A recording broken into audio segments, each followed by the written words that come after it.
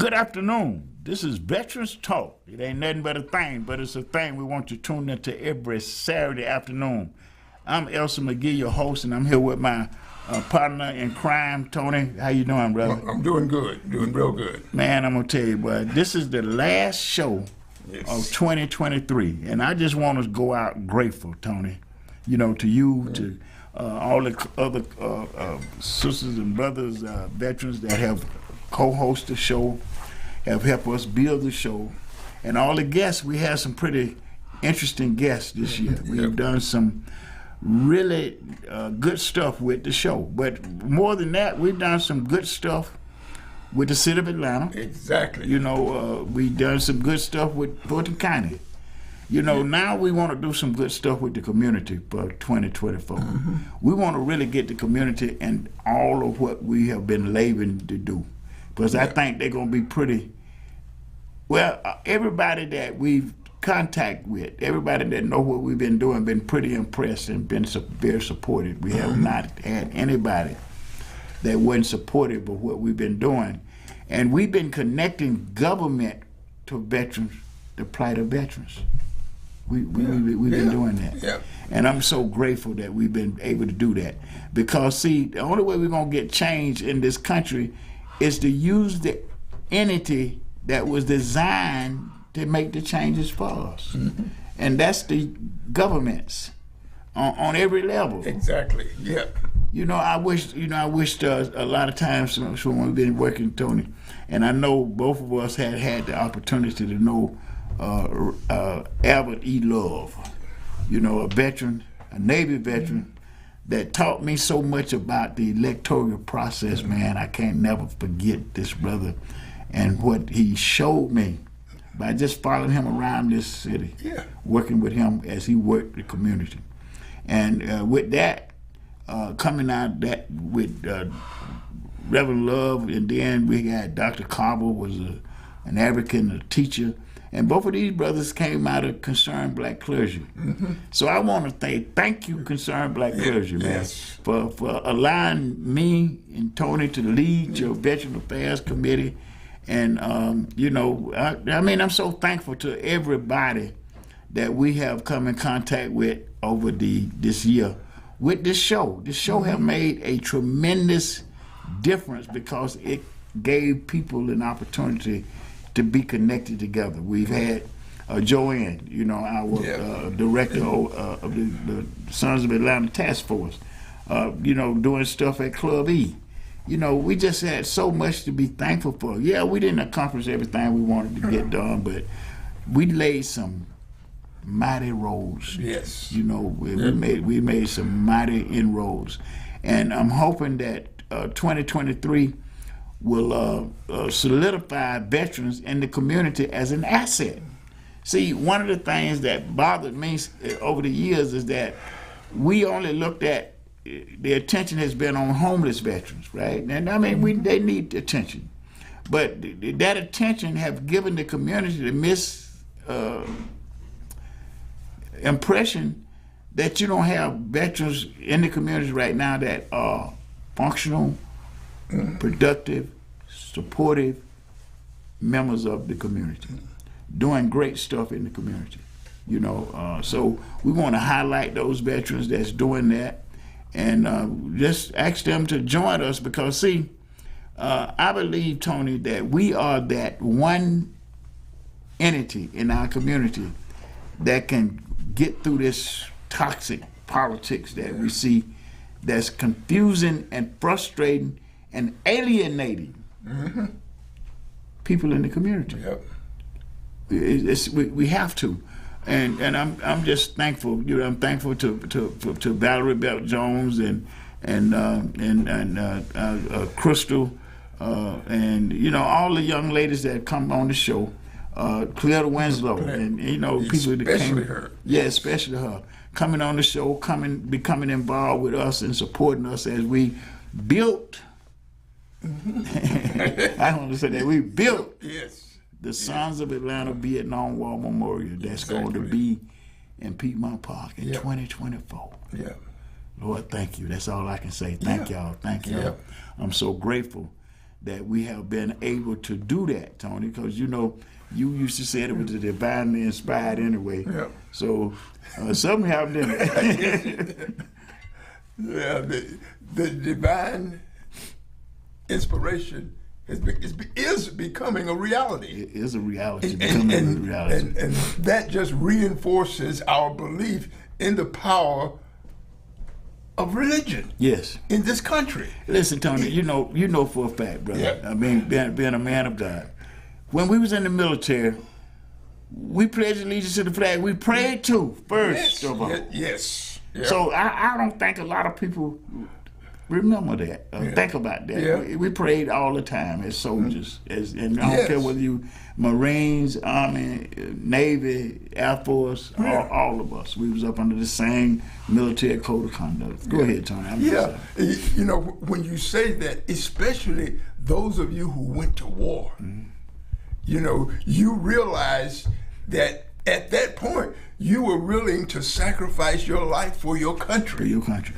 And so a part of that is, of course, your religious belief, believing that you are going to survive this, believing that you're doing the right thing, not just for the country. At that point, it was for the world. For the world. Because that particular war affected the world. It wasn't just the United States and Vietnam. And Tony, when you say that, the wars that we see now affecting the world. Yes. Oh, yes. Yeah. All wars affect the world. Yeah. And I'm going to tell you this, huh? I don't believe that we're going to reach a point where we study war no more until we start recognizing the sacrifices of war. Yes. See, I want to bring the sons of Atlanta to Atlanta's attention because these are young people that came out of the communities, the high schools, the elementary schools, and our communities. Maybe they will remember them, why they served, what they gave to us as a community, and say, we don't want that no more. We're going to keep what they gave us. Yeah. So that we don't have to lose any more of our young people to war. Go ahead, Tony. Yeah. Get me all up there. But that is an incredible point to make about the fact that sacrifice. We were making sacrifice for most of us, I won't say most, some of us weren't realizing what kind of sacrifice we were making at the time. Because we had no idea. We were 19, 20, 18, 19, 20 years old, Tony. We didn't fear anything. There was nothing we feared. We felt we could do anything, and at that age. And so as a result, we now look back at those of us when we were at that age doing those things, believing in what we were doing. We believed the Pledge of Allegiance. Yes, absolutely. Yeah, we believe when we raised our hand, we believed that because we knew we were doing something for the greater good, not just for our country, but for the world. We didn't realize we were doing it for the world, but we were doing it for the world. We had no idea how, I'll put it this way, I had no idea how powerful the United States was and how it was affecting the world, particularly the world that we live in. But then once you get into military, you all of a sudden realize we're important. Yeah.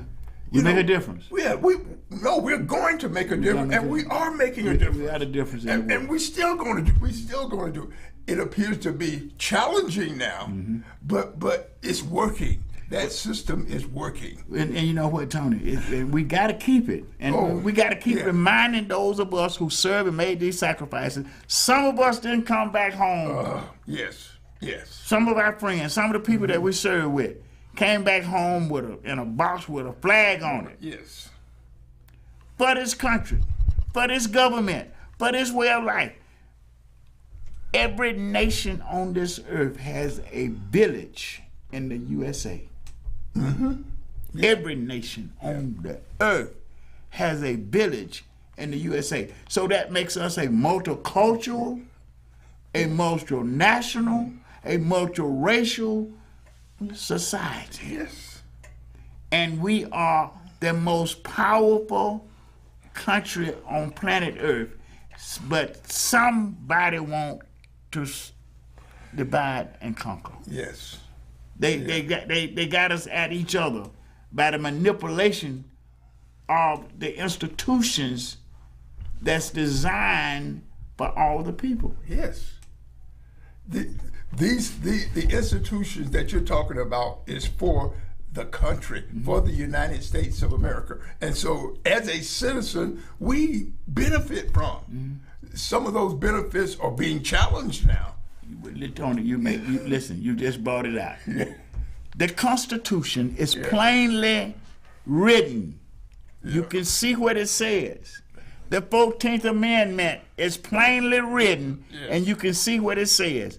And you got people right now that's saying, well, the people need to make the decision. The people that already made the decision. Yes. They got it in the Constitution. The way it's supposed to work from there is that the Secretary of State is supposed to disqualify. And that person has a right to go to the courts to challenge that disqualification. Exactly. You know, but then you got some people running around, that ain't supposed to be like that. Wait a minute, why you want to rewrite the government right now? We got everybody looking at the Constitution. Everybody understanding what they're reading. But you got some people that want to interpret it. Exactly. Go on, Tony. They want to interpret it for their benefit or for a portion of the society, a section of society. And you can't do that. It is written for the world. It's written for the United States of America, and it operates under that. It's not designed for a specific group. It's for all of us as citizens of this country to be governed by those rules, those laws that were written, and directives that were written to benefit the United States and to benefit us. Yes. You know, so why? and part of it has to do with the desire of some people to control everybody. I'll put it plainly, there's a political party that wants to control everything that we do. And they want a dictatorship. They want a dictatorship. And they almost got it. But they're saying it with the next election. There's a possibility that they could get that dictatorship by who's elected to lead this country. And that's scary. But see, that's why we're calling out to veterans. Yes. Oh, yes. That's why this show, the last show in 2023, we're calling all veterans, all veteran families, all people that support veterans, and all those people that support the government the way it is, the Constitution of these United States, the way it is. We're asking you, like Reverend Sharpton say, rise up. Right. Yes. And go to the ballot like we never did before, because this is a Malcolm X moment. Yes. It's going to be either the ballot or the bullet. Yes. Because if they take over the way they saying they're going to take over, it's going to hit us in the face in a way that we ain't going to accept it. Really? Yeah. We're not going to accept it, Tony, because, see, it ain't hit us the way they're going to do it. Yes. What they're doing now is actually just laying the groundwork for what it is they're choosing to accomplish. What they're doing is they give you a little bit, we're going to do this. We're going, they're laying it out on what they want. We want a government where the leader of that government is like a dictator. He is a dictator. And so we haven't lived under a dictator. We've observed other countries living under dictatorship, but we haven't, and we have no idea of what it would be like for us to live under a dictator. It's very different when you look at Russia. You look at all of those countries that have dictators. And you go like, how do those people survive? Because we don't know. Yes. Well, we see lack of knowledge. We get a lot of what they want us to see every now and then about the way they are treated. Yes. But by and large, when you're up on a dictatorship, you control the media. Yes. You control what's being said, and if you got somebody to say something you don't like, you put them away. Yes. You make them disappear. Yes. Yes. Because there is no checks in the law for that. And what you're saying, Charlie, look at this. Now, this didn't start with Donald Trump, Oh, right? No. Now, I'm gonna just say, I want to go back to the Obama administration, the first black president that we ever had, and looked at how the U.S. Congress, some people in the U.S. Congress, acted toward this president solely because of the color of his skin. exactly. Not because of the brilliancy of his mind and the dedication that he had for this country, to make this country a country for all people. Yep. And that's probably some of the problem that we're getting with the current president. You know, he has stepped up like no other president before him.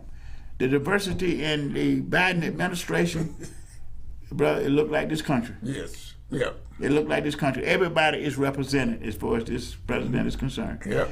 And and he's under attack for doing that. That's why he's under attack. Yeah. See, we just got to straight out point it out. And one of the things that some of these Democrats, right, these Democrats, they start want to talk. Well, he's too old. Why is he too old? You know, I mean, I think the more experienced you are with a job, the better you are on the job. Yes. And right now, we need somebody that's experienced. Yes. But you know what? They bother them. They see Pamela Harris as the next president. Bingo. And I don't want to say that no more. And therein lies the true challenge with a lot of them. They're choosing not to mention it, but they're saying it. They're saying it. They're saying it among themselves, but they're not saying it to the public. Yeah. But they see the possibility, and it terrifies them. Yeah, and you see, one of the things that Dr. King said, he said, you know, and we believe that one day, you know, we'll be in a country that gonna judge you based on the contents of your character rather than the color of your skin. Yeah. We got people right now that don't even want to teach that history. Yes. They want to twist black history as if it is not a part of American history, so they want to rewrite it to make them feel good. Yeah. And I'm gonna tell you something. If you don't follow the truth, the lie will catch up with you. Yes. Yes. I'm go ahead, talk. You know, you're gonna make me start the preaching now in a minute, because. But these are things that need to be said. We need to bring attention to the fact that this is what's going on in our country, and we can't sit back and allow it to happen. You got to step up, and the major way of stepping up is voting. It's voting. Is getting out and vote. Tool yes. That we got. Yes. That we control. That really they trying to gerrymander the lines everywhere. They done came up with all kind of, even the media come up with polls that make you feel like, well, you might not be no sensible because this man is so powerful with his stuff that ain't gonna make no difference. Yeah. Don't fall for the tricks. That's it. Don't fall for the tricks. And all these second party, no party candidates, don't waste your vote. That's what they're trying to do. Exactly. And I'm going to tell you something. Sometimes I think this is a conspiracy of the billionaires. Yep.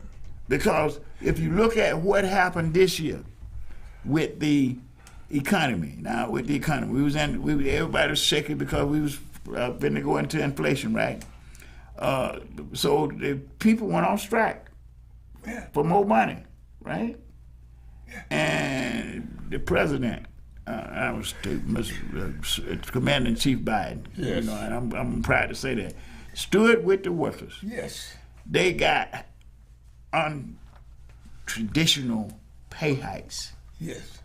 In some kind of way, the inflation stuff started dissipate. Yes, yes. All of a sudden, he got money to. We started benefiting from what the system is designed for us to benefit, and all of a sudden, you know, with his standing with the workers, realizing that they weren't being paid what they were worth, and that causing a disruption in the way, because you got inflation this high and the wages this low. Yeah. Now he brought the wages more income. So inflation dissipates. Yeah. It don't take a mental giant to understand that. Yeah. And these people need to stop playing with that. All these workers, these fast food places need to get it together too. Yes. Yeah. You know, if you're getting paid, it's not like we're going to hoard our money. You know, that is right back not to the the company. nature. That is not the nature of the general public. When you get that raise, to hoard that money, you're going to go out and reinvest that money into the community, and we all benefit. We all benefit. You know, and inflation gonna keep going down as long as wages keep coming up. Yes. And that's what they need to know. And that these billionaires that don't want to pay their workers, we need to do them what we're having that bus that they didn't want us to ride on in Alabama. You know, stop riding the bus. Yes. Yeah, don't get on the bus. Yeah. Dr. King gave us that lesson. Yes. And we saw it work. And it worked. It worked. It worked. We got to stop acting like we are helpless. And I'm especially saying veterans because we know what to do. We know how to, to make adjustments when the thing ain't the way it is. We know how to be patient when, when things ain't, we was patient, but I know sometimes, I got on everybody's nerves because I want things to happen right then. But we stayed to the course. Yes. And as long as we stay to the course, we're going to have the progress that we are supposed to have. This is supposed to be the great melting pot of the world, where all these people are going to come together and learn how to live together. Yeah. And once we do that, we're going to wake up and recognize that the balance of the earth, when everybody got what they need, you ain't even got no crime. Yeah. Yeah. Ain't nobody going to commit no crime when they in comfort, they in peace. They going to have to learn. But one of the things we're going to do, we're going to get veterans to come out in 2024 like they never seen us before. Yeah. Because, see, we got some inequities in the VA that was designed to deliver the benefits that we earn. And I'm watching it every day, especially with surviving spouses and surviving dependents, that these people won't even tell them they got it coming. Yes. Not that it's coming. They aren't telling that you're owed that. You're owed it. Your family member, male or female, wherever they served with the idea that they would get these benefits for themselves and for the family. And if you're getting them, your family's getting them, guess what? The community is going to get them. Now, right now, I'm wondering, Tony, I'm going to ask you this because I know you don't know. And then we're going to beat ourselves up because we're going to have to tell the community this. How many of those honorees that we finna put in Piedmont Park, Mama got paid till she left him? Yeah. Because she gave her son to the U.S. She was supposed to. Yeah. They didn't tell me. They did not. I want to know how many. Yes. I want to put it before the community. Yeah. I want to put it in front of concerned black clergy. I want it in front of every church, every... Yes. Listen. Yeah. I'm thankful. Really. I'm thankful. I'm just thankful, man. I'm thankful. But that is so true. The amount of benefits that those young men earned was never passed to their families. And they didn't have, listen, man, we didn't have no advocate in the community the way we doing, knocking on these government doors. Yes. Yep. But we're going to keep on doing it. Yes. Yeah. Because I'm going to tell you what, hey, Michael Julian Bond, my brother, I love you, I respect you, and I'll uphold your name as a servant as long as I live. Marvin Arrington Jr. Yes. I know you come from a family that, and both of y'all came from families of community sons of Atlanta. Yeah, was builders of this city. Yeah. But brother, I want to tell you thank you for what y'all doing today for veterans in Fulton County. In honor of what they learned from their fathers.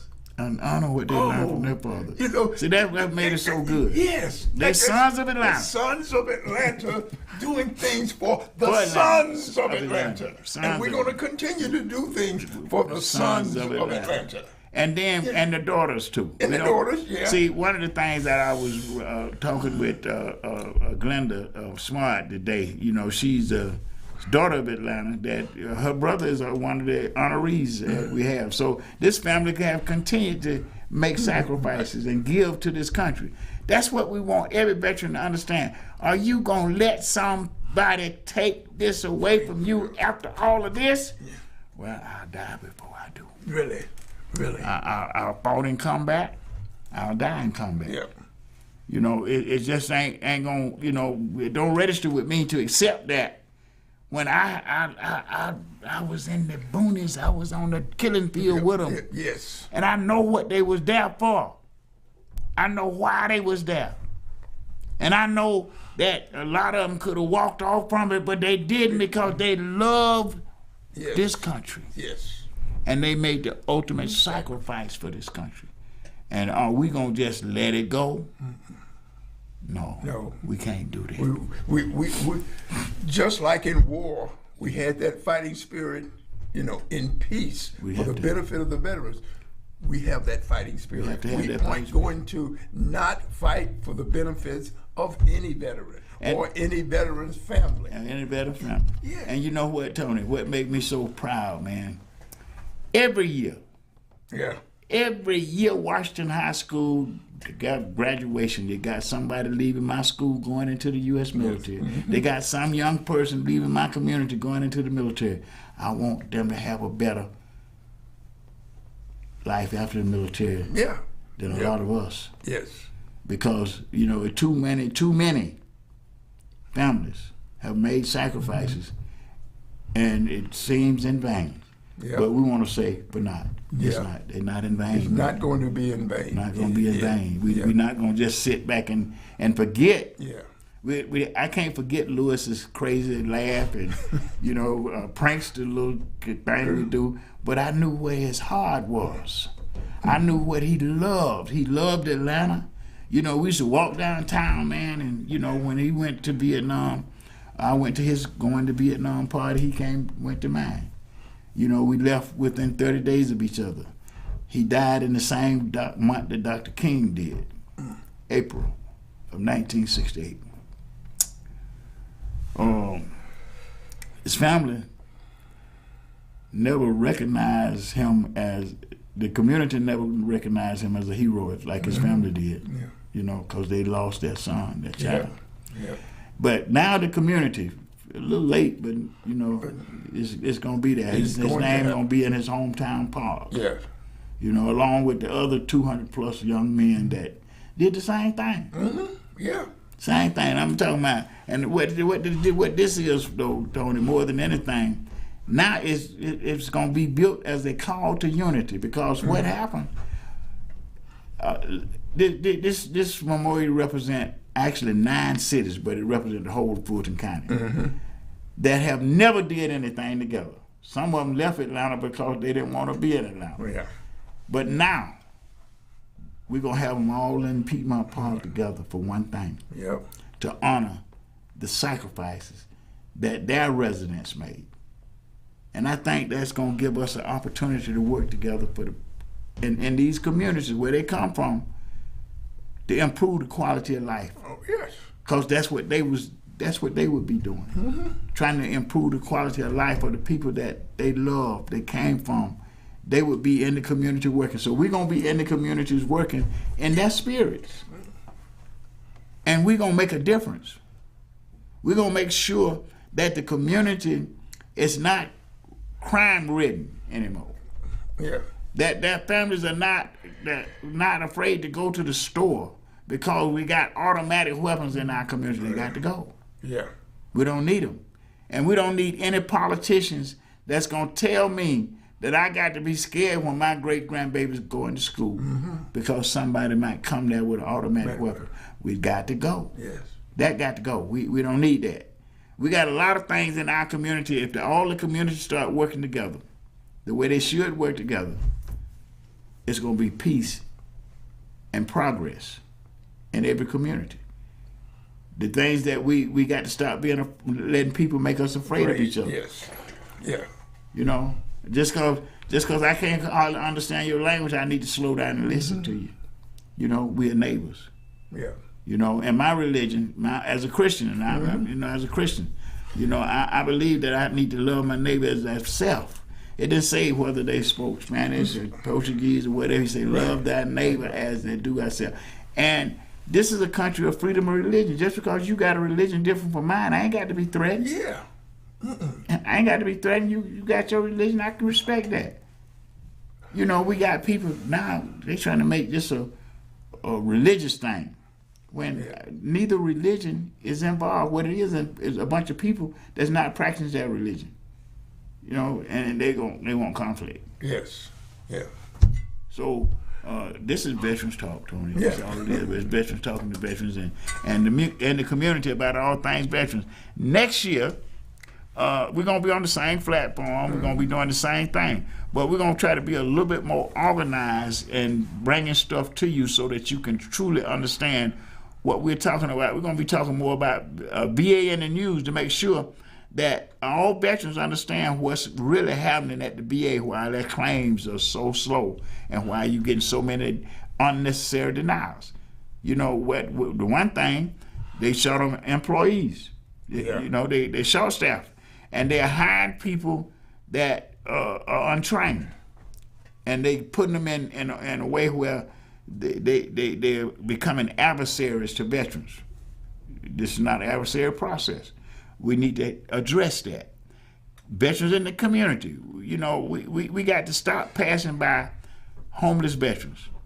Whether they got a good discharge or a bad discharge, we need to listen to what is going on with them, because somewhere in the government, they have allocated resources for them that never get to them, Tony. So we're gonna be looking at that. Veterans with local governments. What are local governments doing for veterans? Before we got the Sons of Atlanta going, I don't think Fulton County was doing anything. Not like they're doing now.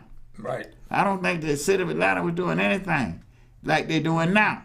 So we can get more by focusing the governments on the plight of veterans and letting the government know we stand with our veterans. Veterans standing with each other and the community. And we don't want them to give us nothing. Like James Brown say, just open the door and we'll get it ourselves. Yeah. That's what equal opportunities have prevailed in this country. And we'll be talking about veterans with Congress. Congress is the entity that create all veteran benefits. Once they create it, they give it to VA to deliver it. We need to make sure that that process is not convoluted, and it is right now. Veterans with benefits. We got a lot of veterans in this city that's getting benefits. Some of them getting 100%, but not getting everything they do, you know. And some of them ain't getting nothing what they do. We need to work on that. These are benefits for the veteran, his family, and the community. It's going to make the veteran, his family, and community a better place. That's what he served for. That's what we serve for. We're going to be focusing on, and we're going to be naturally focusing on veterans with their votes. We got to let veterans give their vote some sense. Yes. Stop giving it to the Democrats or the Republicans just because of some ideology. What have you done for me lately? Yeah. What you done for me lately? Yeah. And because we are a growing society, we need a government that's steady, making sure that the people are taken care of. The tax base in this country is one of the most richest you can see. Everybody pay taxes. Some of them pay taxes more than one in one place. I know every time I go to the grocery store, the gas station, anywhere I go spend $1, I got to put, I think, 8 cents on it now. A minimum of 8 cents. A minimum of 8 cents. Somewhere, the gas tax on top of that is a little bit more than 8 cents. And if you go in the liquor store, you got another tax. I'm telling y'all, they ain't got no shortage of money. What they is got a shortage of wanting to share the money with the people the way the government is designed to do. We done got a few selfish, crafty people in government. and they just getting rich. And they're working with the people that's already rich and making the people poor. We got to be able to point this out in ways that is unmistakable. And the route to amending the situation to make it better. All we got to do is vote. Vet the people before we vote for them. Yep. You know, right now, this is ridiculous what the Republicans want to do.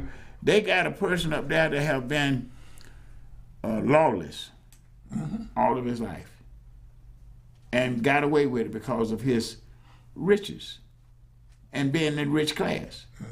The man has been bankrupt 5 times and still a billionaire. How you do that? Yeah.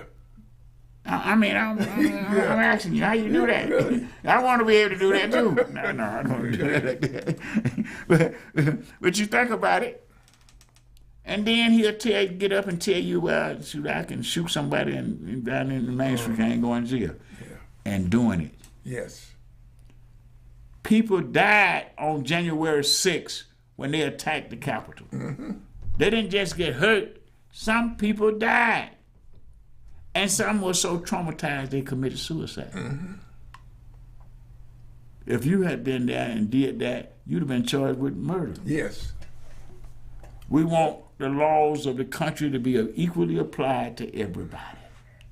But this government that we got now, the Democrats and the Republicans, have showed us that some people are above the law because they got enough money to manipulate the law. You listen to what that lawyer say, they can twist it to the point that it actually seems logical, but it's not right. And they have confused so many people with that until they're of the belief that the Constitution don't matter what it say. They say, well, that the people decide. The people have already decided that when they wrote the Constitution. But because it don't fit their needs, Yes. don't fit their desires, they'll change it as you look at it. Wait, why are you looking at it? Wait. They'll change it, they'll rewrite it right now. So we got to get this serious. This is the last Saturday in 2023. It won't be no more. Yeah. We got to take the new year with a resolution that we're going to be about what we want. We're going to be about what we want. We're going to work for it. We're going to serve for it.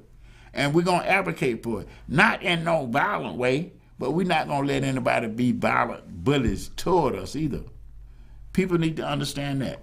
These colors don't run. Didn't you say that? Exactly. I forgot. Yeah. They don't understand that, do they, man? No. I've said, all these people bullies. I mean, the Republican Party has not only just turned into bullies, they get into name calling. Yeah. I mean, they get into demonizing and calling each other names and without any proof of what they calling it. No, we don't want that kind of politics, man. You know, this is what make our children disturbed.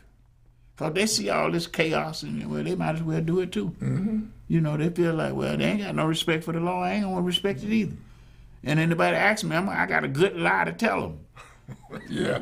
I tell you what I want you to say, because I did it because I got a right to do it. I'm president. I'm immune from anything. Righty. I'm immune from any law you got because I'm the president. Yes. We don't need that kind of president. If he's not going to be constrained by the Constitution upon which he is elected And sworn to uphold and live by, Yes. we don't need that. And then going to say, well, when I get back in office, I'm going to be revenge. I'm going to be retribution. For what? What do you got to avenge? What did anybody do to you? Well, they challenge my power. they challenge who I am, what I'm all about. So I'm going to act like a mob boss or a gang leader. Yeah. You know, so everybody else supposed to be scared. But, mister, I'm gonna tell you something. During the integration of the military, you trained some soldiers. Yes. Don't forget it. You trained soldiers for generations now. All different colors. Black, brown, and white. That ain't with the BS. You know, Right. just say it like it is. We ain't with the mess. You know, we want peace. We want to enjoy this country. We want to enjoy all the opportunities in this country. And we don't want to be enjoying it somewhere and somebody come in the building or in the stadium with an automatic weapon and shoot up the place just because they can get access to it. They don't even need access. That's a war weapon. We need to talk sense to our politics. What do we need with a war weapon in Atlanta, Georgia streets? Yes. Well, they made us a war zone. They created a war zone in my hometown, in our hometown, Tony. Walk down the streets of College Park and you don't know what's gonna happen now. Really? Your daddy used to be all right when you left home. He didn't have to worry about you getting shot before you got back home, get killed before you got back home. Now, every time my children tell me they finna go somewhere, I be saying, be careful.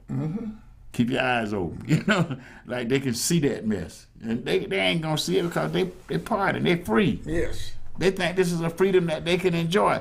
But it's a freedom that's being denied them when they got politicians in office that's gonna allow automatic weapons in the community. It don't need no automatic weapons in the community. There is no logical reason for it. Exactly. Ain't no reasonable reason for it. And we need to stop these marketers, especially NRA, who's funded by Russia. So all of these people that's standing up with the NRA, they're standing up with Putin. Oh, yeah. I don't want nobody to say I didn't say it. You heard it from Veterans Talk. We said it, we meant it, and I think that's what John McCain was selling us when he said, I don't want him at my funeral. Don't want him at my funeral.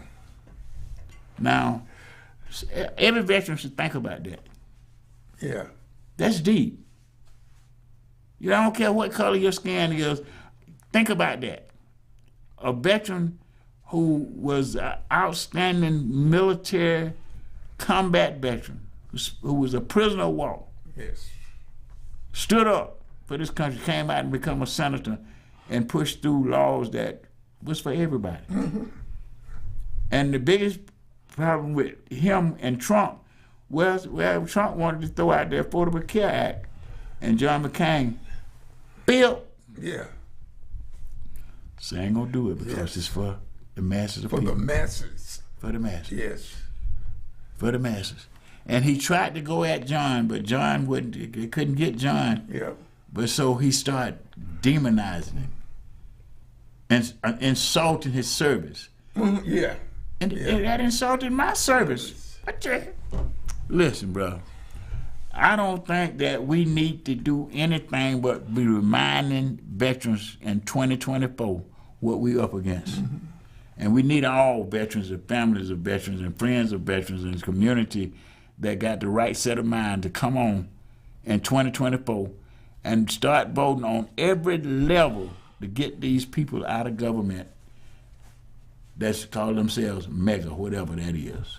It ain't making America great again, it's making America moan again. Because it's leading us toward a violence that we don't need.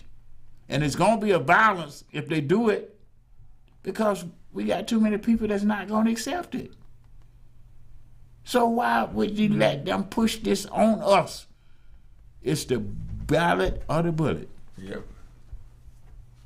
We need to give them the ballot make it feel like the bullet. They get whooped so bad they can't even come outdoors and say nothing about the election was rigged. Yeah. No, bro, we just letting you know. You say let the people say so. Okay, the people don't say it, so now go somewhere and sit down. Go somewhere and sit down. Become American again. Work with the rest of us. Respect if you can't love your neighbor. Respect it. Yeah. We ain't gonna say you got to be no Christian. I ain't gonna make you no Christian. You don't want to be no Christian because it ain't none of my power. But you gonna respect me. You gonna have to. Yeah. I'm not gonna let you get away with it. I'm not gonna deal with you. I'm not gonna cooperate with you if you don't.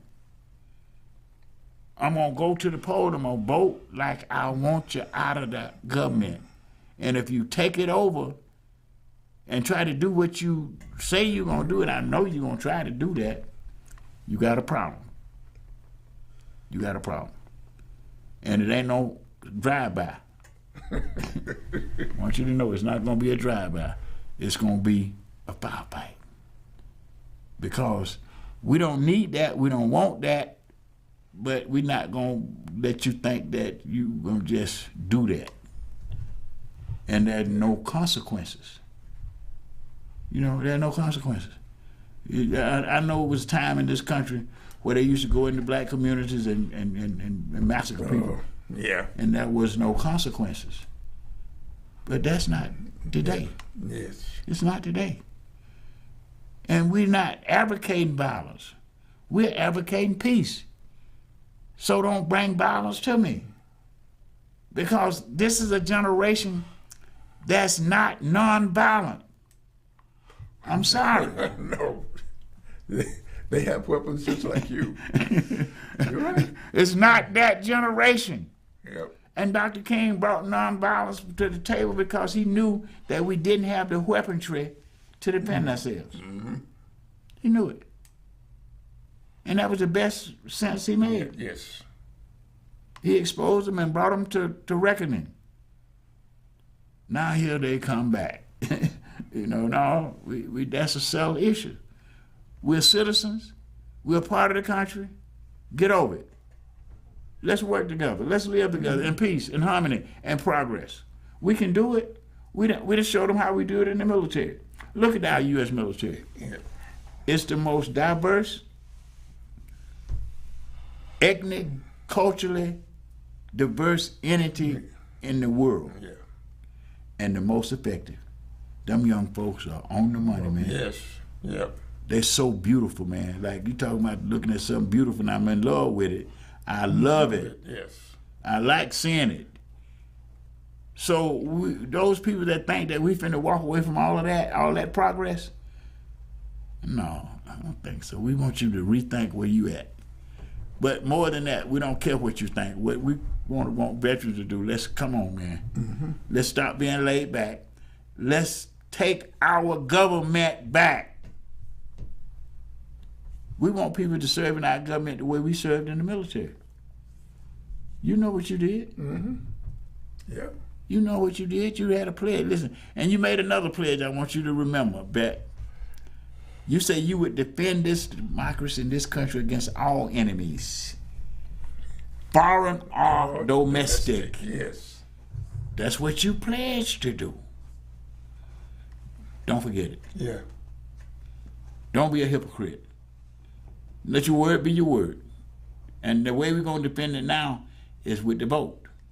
We're going to put the vote to them like they ain't never seen before. Mm-hmm. So that they'll know that the people of this country has spoken. All we want you to do, don't try to repeat January 6th. Just accept it. Mm-hmm. Yeah. Just accept it. Accept this whooping that you got coming because you're finna get one like you ain't never had before. We promise you that. We're gonna work like soldiers work, bro. Yeah. They know how we work. We build tent cities over. Yes. Here we come. You know, all those people that's doing what they doing, that's anti-America, and you know what we talking about. We're not talking about police not doing their duties. We're talking about some police that's overdoing their duties. Mm-hmm. The police that doing their duties, they don't want to be faced in the street with no automatic weapons. It's just those people that want to kill people of color that want the weapons in the streets. That's why they're there. They're afraid of us. But they don't have any reason to be afraid of us if they're treating us right. You get afraid when you start mistreating people. Mm-hmm. You know, when you treating people right, you ain't got you walk and go anywhere. Listen, Tony, I used to go all over the city. Archer High, Price High, Carver High, You know, I got ran out of a couple times. but most of the time, it was doubt. You know, it was just I'm hanging out. It was friendly fire. It was friendly fire. It was friendly fire. Because we had a good time, man, growing up in the city. So, and like Glenda said, we didn't have no homeless veterans. No. We didn't see none of that. And we don't need no homeless people nowhere in this city. We got too much. Yep. We got buildings locked up right now with the water running and lights on that can get people out of the cold. Mm-hmm. And we won't do it. Well, not us, but the government. The people that got the money, that over this government surplus properties. But you know what? Our Marvin said he's gonna put a hotel for the homeless that's gonna become the center for the Veteran Empowerment Project, because we're gonna see that they do it. Yeah. Now we can do it. We can do that. We can go get that hotel, set up an office in that hotel for the Veteran Empowerment Commission to work out of, and make sure that we are covering the county, every district, equally, to make sure that the veterans and the community is cared for the way that we can care for it. We're gonna do it in the name and the honor of those that have made the ultimate sacrifice that we are celebrating in Piedmont Park. That's gonna be a good 2025, Tony, that we can look forward for. I mean, we got a lot to look forward to, having the Veteran Service Program getting ready to make another funding round. And I've been telling people that I'm not happy with y'all not filing for these monies. It's a lot of organizations, some of them are veteran service organizations, that's doing good stuff. They need these funds to do what they doing. Yes. Why are you letting other folks come in your county and get the money that you... Listen, we want y'all to come together. We gonna be making some rounds. I got to go in the hospital on the 12th. I'll be out sometime after that. And when I start walking again, me and Tony gonna walk up on all y'all. So you count on us coming to your meetings, because we done found a way to help you learn how to write grants. Tony will help us. Tony Barr, we want to thank you, brother, for that. What you did with the money that you got from Fulton County, help Fulton County veterans, brother. Now, I mean, I'm a witness. I'm gonna tell you right now. We're both witnesses. We're witnesses, and we need the repeat of that program. We just need to make it better where we can get to more people. Yes. And we'll be able to get to more people now because the commission will be working for the whole county. It won't be just working for a select few people that just got power so they can do what they want to do. But it's going to be working for the whole county. And we're going to see some differences, because we're going to make sure that next year this time, when we be in 2024, we'll be able to look around and say ain't no homelessness in Fulton County. We can do that, Tony. Because the resources are already there. Yep. And luckily, right now, the city of Atlanta has a mayor that's trying to do something about that. Love it. Homeboy, that's a city. Son of Atlanta. Son of Atlanta. He's stepping up. The idea, and it was like you said from day one, buildings sitting vacant, heat, air, water, all available. And the interesting thing is the building that he chose, which is right there by the MARTA station. A high rise sitting there, heat, air, water, bathrooms, the whole 9 yards. And so he's he's converting that particular building for housing. And that's... And then with the canteen housing that he built too. Yes. So man, I love watching it, man. Yeah, I get flashes of Maynard, just little, Well, he an advanced thinker. He's coming out of Shirley Franklin's crew, so that's Maynard's crew. Yeah. So we got another mayor. Yeah. Another mayor that's going to be for all the people in Atlanta. A young mayor, Georgia Tech boy. My son, and he graduated. Yeah, that's what I'm saying. So I had a nephew that went to Georgia Tech. Man, you know what? It's so beautiful to watch. It is. It's good. It's good to watch, Tony, because when we went in the military, none of that happened. When none of that kind of stuff happened. Now we can sit back and say, man, God is good. Yes. We can say he's always been good. We just had a challenge recognizing it. Yeah, we had a challenge. The good was always there. It takes us a while. Yeah. Yeah. And now that we are doing better than we ever done, we just got to get the church back involved with the family, man. Because see, some of these families need help. I mean, spiritual help. Spiritual, really. All of us need spiritual help, but I'm saying some need more. Because these children are not respecting their parents, and their days are not going to be long. They're dying in the streets, Tony. We letting our children get killed in the streets. Yeah. And that's a problem for the family. And when the family's in trouble, I think the church should be able to step up and get into that family, get into the community where these families are in trouble. They're in trouble.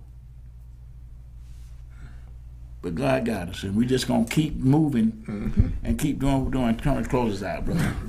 We want to thank you for showing up every Saturday. We're here every Saturday, 4 to 5, talking about veterans' challenges and things that veterans going to do. So follow us on Facebook. Like us on Instagram. Like us on Instagram, thank you. And share. And share with everybody. Yes, So, share. Yeah. Because see, one of the things you can do, you can type in Lyve TV, go down to Lyve TV YouTube and see all of the previous shows. You can see this show again today if you'd like to. I know you don't want to listen to it like that. But you go there, and the Status Network is doing great stuff, man. We're getting us into the community, and we are going to make sure that Status Network become a icon in our community for what we're doing. So thank you. Thank you. See you next week.